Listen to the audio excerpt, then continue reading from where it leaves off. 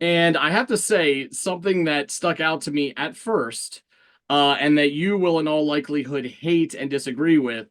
Uh, I You're going to say Eddie Vedder. You can fuck off. no, but it's a name that's come up when we've talked about Eddie Vedder, and it's probably the incarnation before Vedder, and that is it sounded a little bit like the boss. I really got Oh, God's sake. yeah. Yeah. I You was can like, tell whoops. fuck off.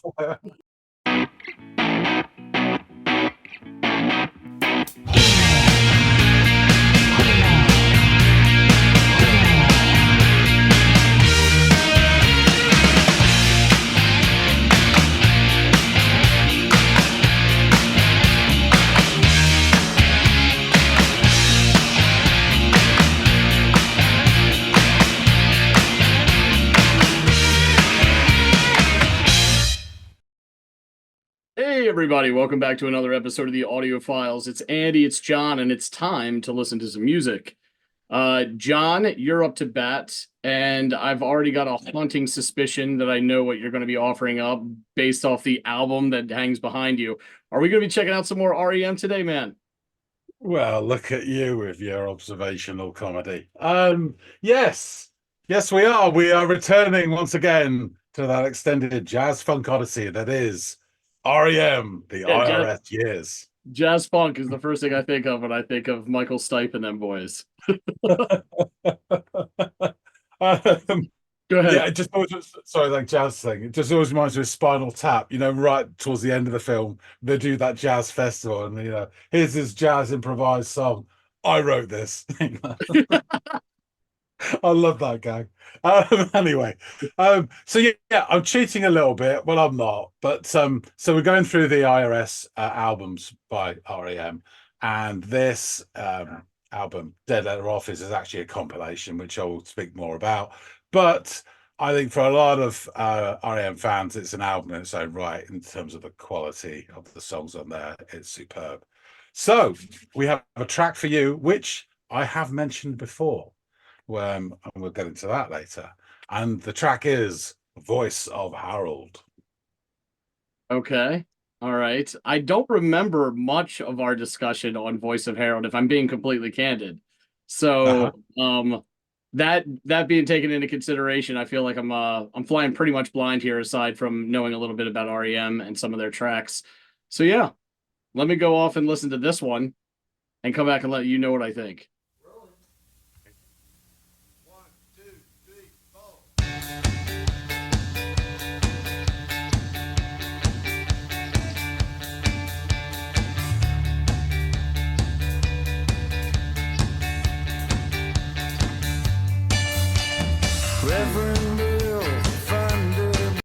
This is lovely chipper quality to this song. It's the upbeat nature. It's the bright, almost I don't know, chime like guitars. It gives us this really kind of happy movement to the whole song. There was a nice little bit of resonant bass there as it came in to the tune, as well by Mike Mills. Nothing crazy, but it just like filled out really nicely there. Um, and yeah, now we've got Stipe joining the mix. I want to take that back and just kind of relive the bright happiness of the first 20 seconds of this song.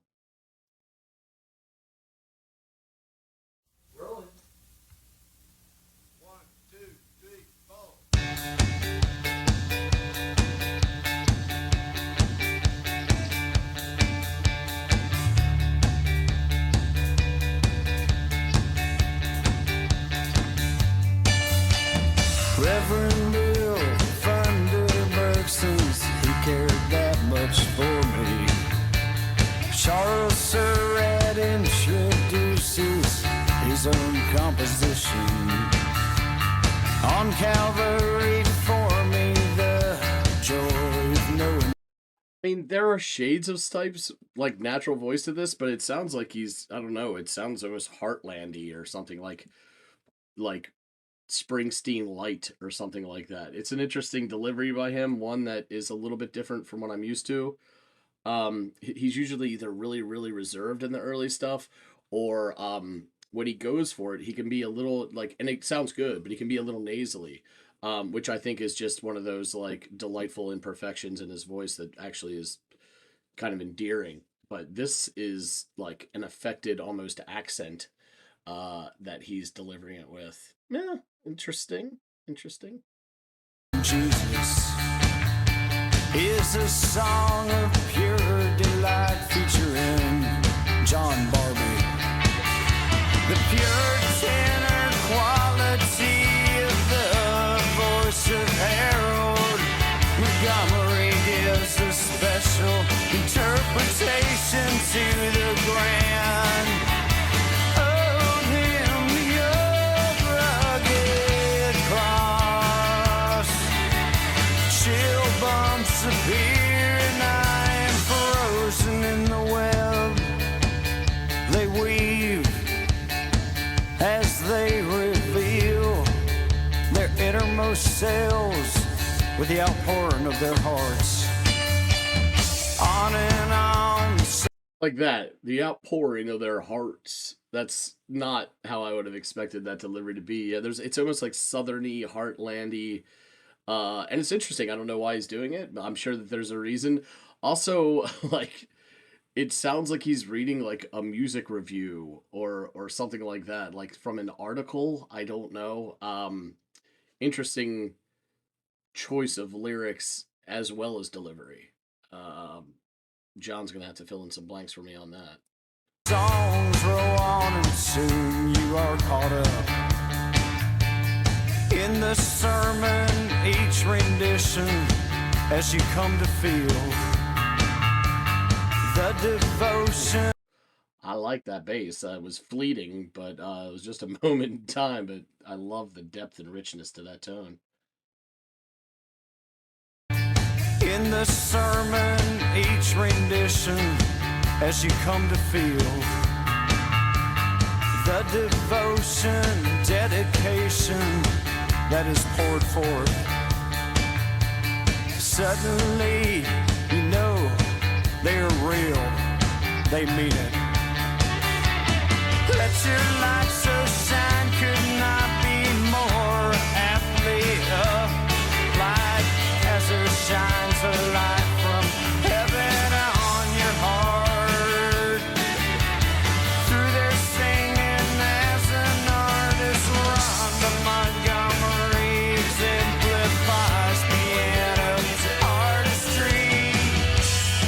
That's Rhonda, an artist. Classic Rhonda. This is so interesting. An artist. This album. Oh, I know I just did this, but what was that lovely guitar work we had going on there? Peter Buck, what are you up to? Artist. This album can be the instrument to mend the broken heart, or to straighten out your life. Oh, I love The this guitar. sincere testimony in the songs of the Revelairs. A must. J. Elmo Fag, founder and leader of the Blue Ridge Quartet. For 23 years, from Temple Records, LST 390. Planning to make a record. Is it an article? Is it a manual at this point? What is this guy what's he reading from? For some reason, as the song progresses, I'm finding myself laughing more than I thought I would going into this. At least chuckling to myself. I wonder if there's like a little bit of like humor to this song. Because again, I think about Stipe and I think about some really incredible lyrics and subject matter that he discusses in his songs. This doesn't seem to be a very like pointed or like trying to raise social awareness type song lyrically. It's different and it's kind of funny. We are associated with the United Music World Recording Studios, Incorporated, West Columbia, South Carolina, the finest sound available anywhere. The joy of knowing Jesus, produced by Joel Gentry. Cover, back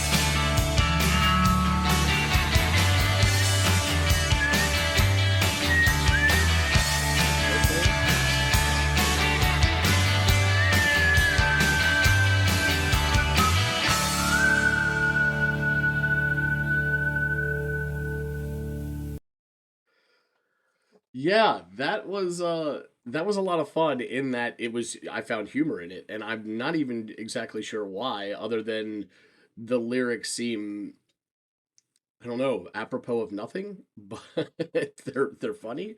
Um yeah, I don't know, it's just like it was like he was reading from something and making it adhere to the music, which is I think silly and funny, and there's probably more to the story than that, which John will help me with. Let's get away from the lyrics and Stipe's vocal delivery and just talk about the music. Really loved the sort of the tom work that kept everything moving. There's some nice I don't know, I guess like the chiminess of the cymbals really meshed well with the chiminess and that tone and sound of the really bright, clean, crisp guitar work by Buck. So that was lovely. I really, really thought the guitar kind of stole the show in this one with its tonality, and just the way the evocative nature of its sound just made me I don't know, smile, or just kind of gave me this upbeat feeling. I really enjoyed that a lot. There was nothing outstanding on the bass, but it was rich and nice, and it filled out the bottom portion of this track really well. I liked this song a lot. I don't know. I don't want to say a lot more than I thought, but I don't know. There was just something charming about this song in its humor, and as well as its like lightheartedness. And just like I said, for the umpteenth time, the tone of everything. So yeah, let's get back to John. I'm definitely gonna need him to help me out on like the meaning of the song or the lyrics, and I'm sure, knowing him and his affinity for REM, he's got a dossier of anecdotes about this. So let's get back to him and chop it up. So you back? What do I you make of am. it?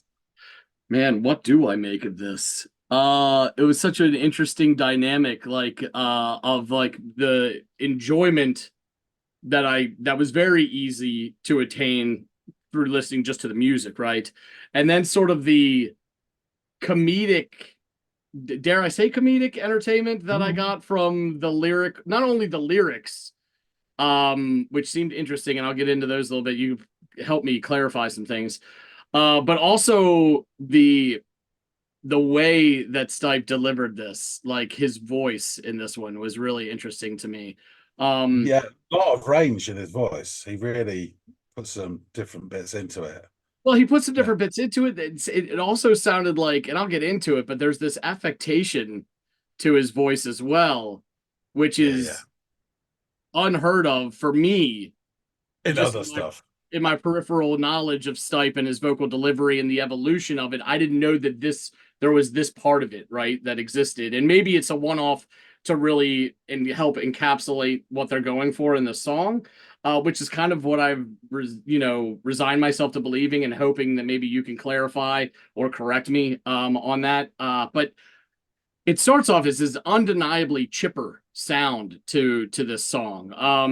The beautiful bright guitar is sprinkled over this upbeat and very forward tom work on the drums that also have dashes of like hi-hat cymbal work that have this crisp, that the cymbal work, as subtle, the more subtle of the two parts of the drums in the beginning, actually commingles really well with the guitar work that also has this bright nature to it.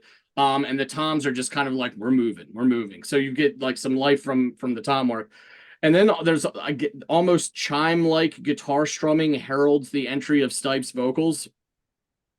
And I have to say, something that stuck out to me at first, and that you will in all likelihood hate and disagree with.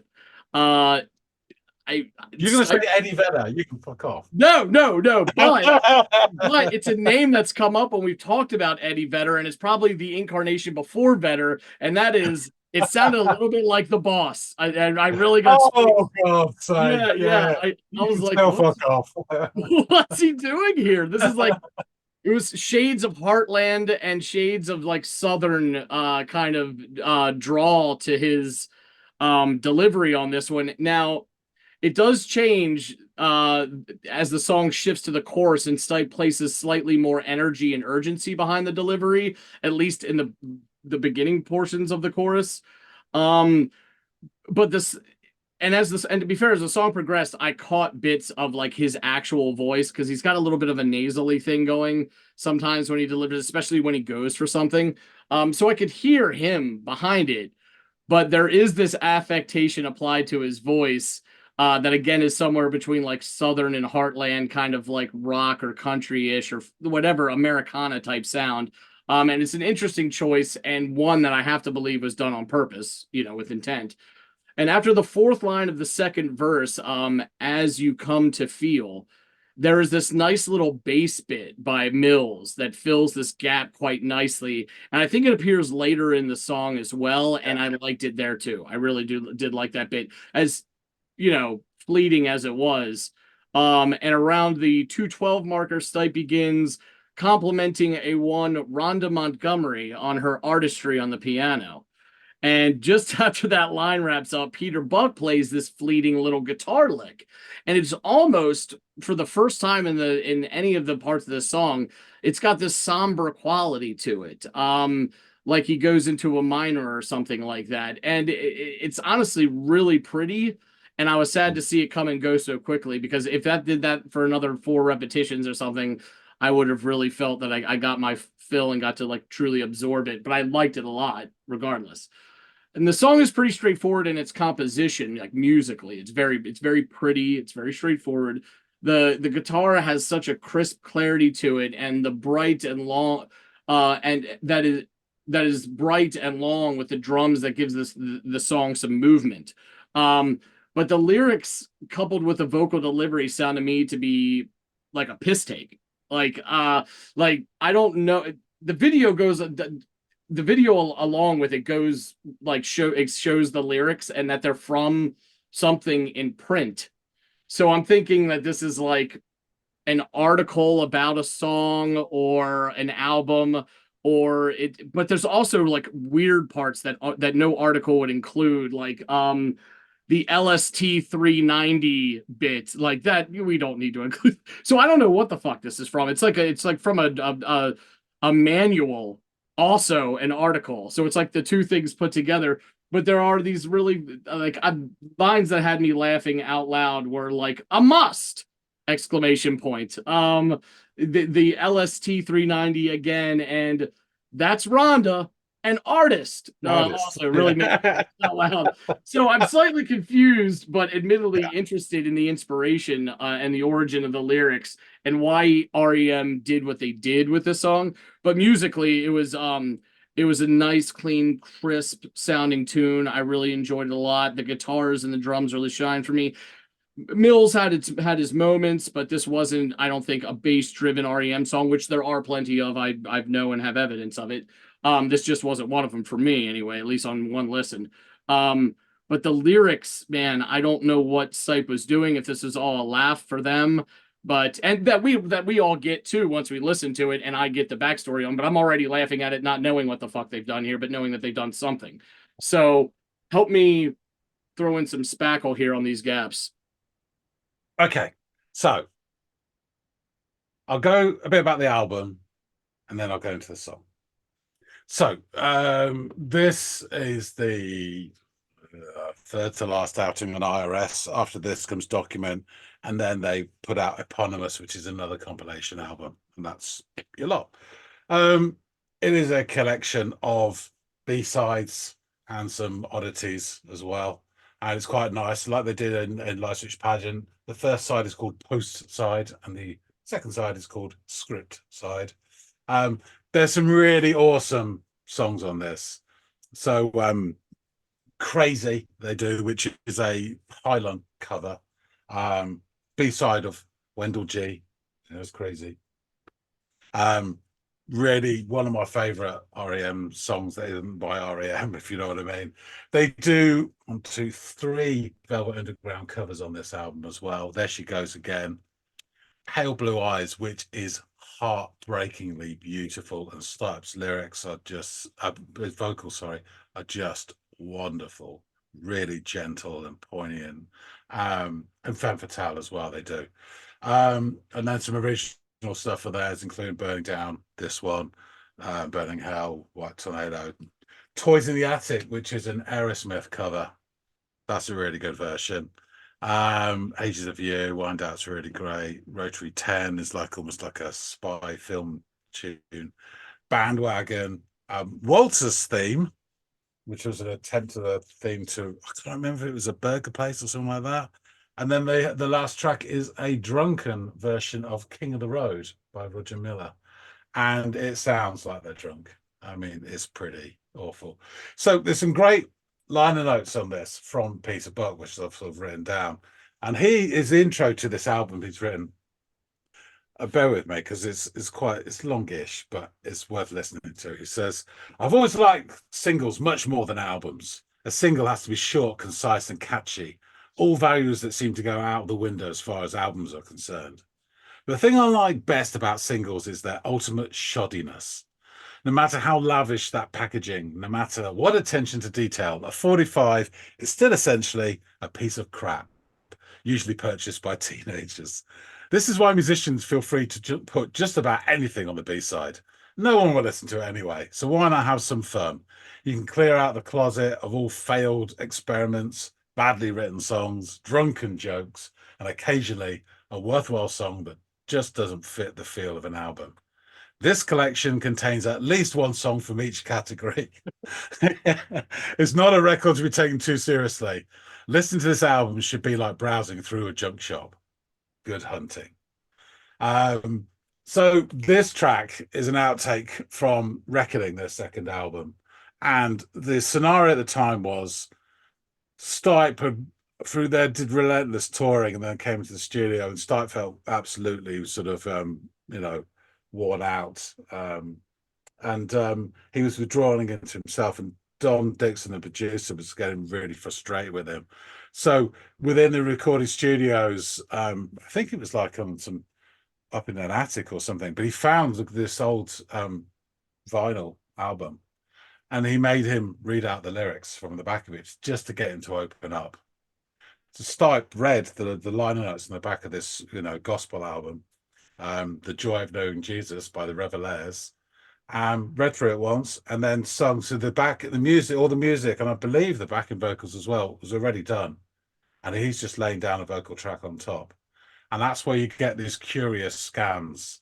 And I mean, it's just text, it's prose. It's not verse that he's doing, and he's making it fit, which is why I think the first few times I heard it, I thought this is funny and I must and all that.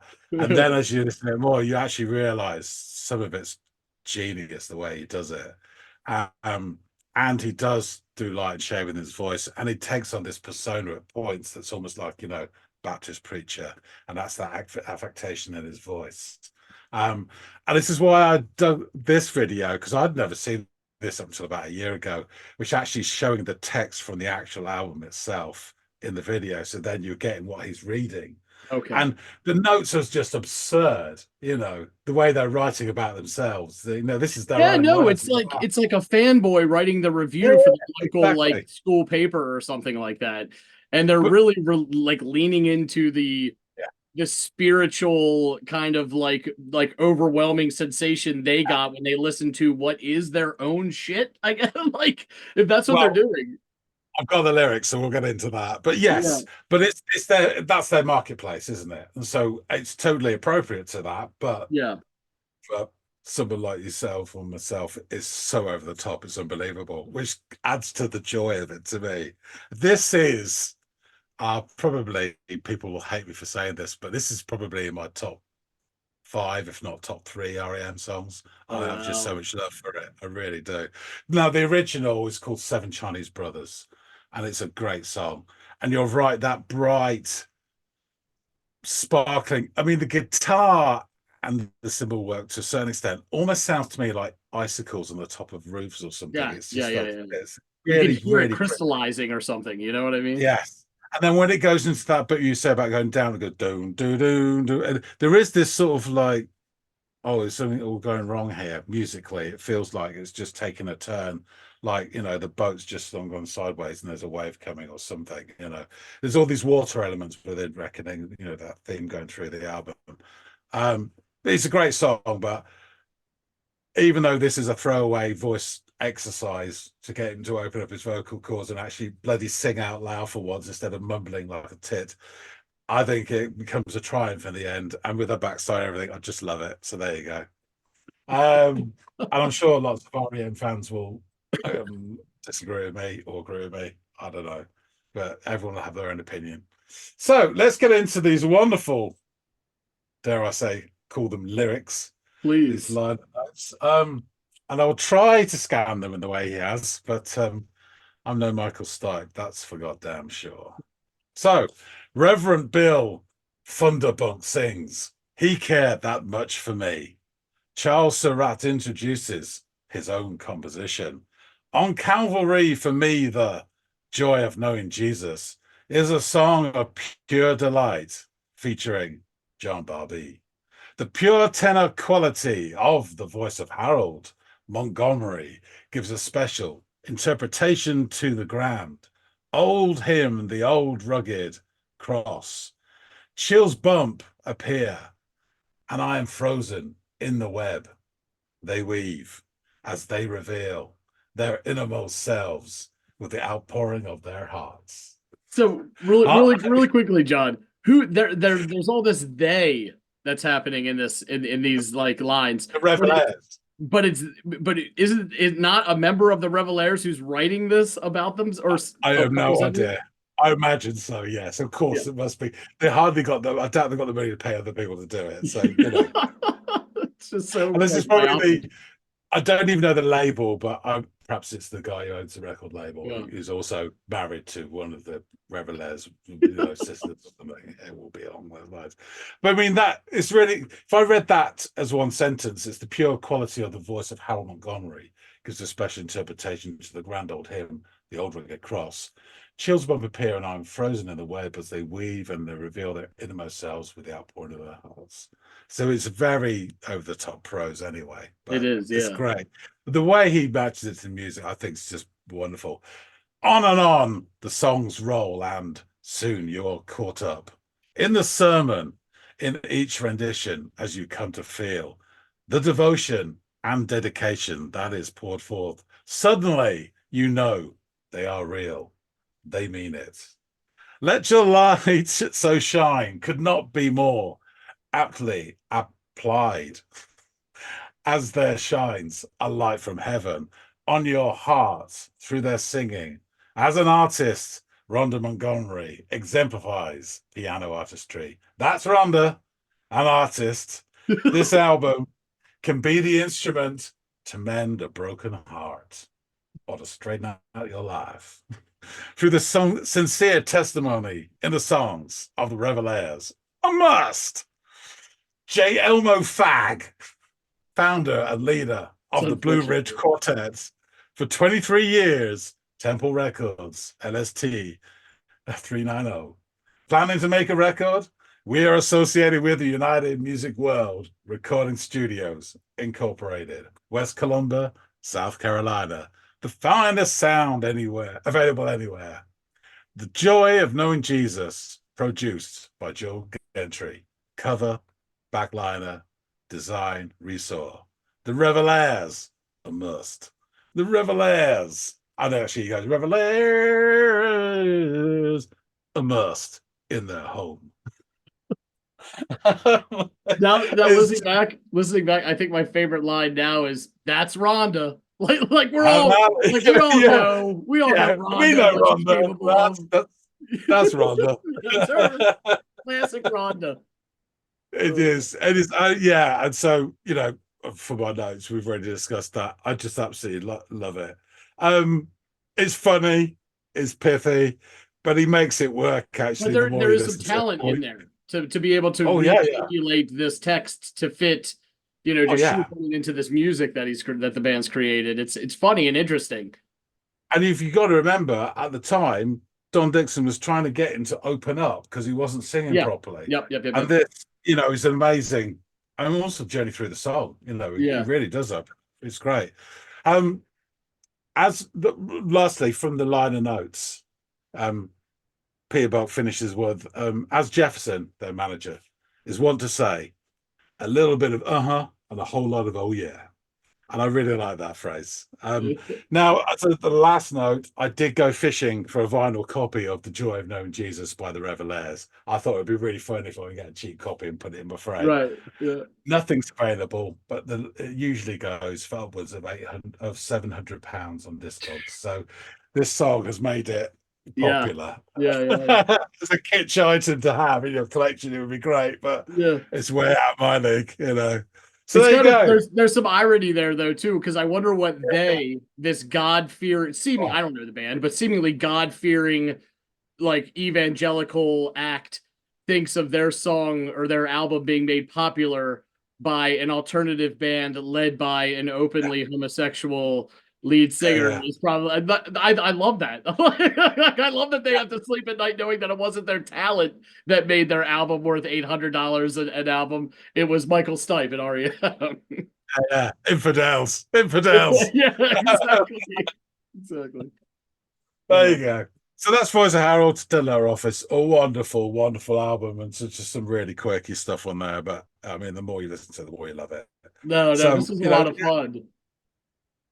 yeah, it really is. It really is. And as you said, it's not to be taken seriously, but there are tracks in this album which I absolutely adore. I think they're really, really good. Well, And when it the was beauty of this song is that you can take it like I did and will continue, but also still have some like honest reverence for his ability to do this and to, like I said, shoehorn these things together. So there is some artistry, like not as good as Rhonda's, but there's some artistry here. yeah, well, that's But right. there's also some An comedy. artist. Yes, yes. So just to say, when this was re-released finally on CD, they put Chronic Town, the first EP, for Boxcars, etc., on there, tacked on. So it's a really good CD to have with both the first EP and this. But there you go. So our jazz funk odyssey continues. Not many more stops left now, but I hope we all enjoy this. I shall wrap things up Okay. and say thanks for listening to this. And the folks out there, tell us what you think. Is Voice of Harold better than Seven Chinese Brothers? You know my opinion, but please drop anyone got any thoughts on Dead Low Office as well? Other really, really good tracks. I have to say, Crazy and Pale Blue Eyes really are my favorites on this, but I'm sure everyone loves something else. Please drop us a line. If you like this, do hit the like button.